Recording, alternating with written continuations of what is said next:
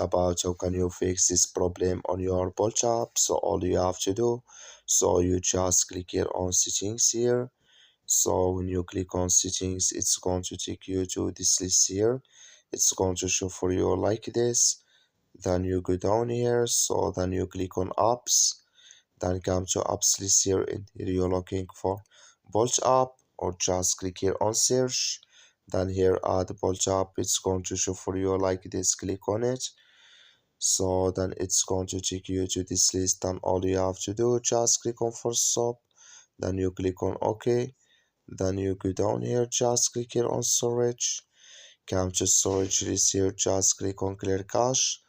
Then all you have to do, so you just go to your Play Store, click here on Play Store, then you search here for Bolt app. It's going to show for you like this.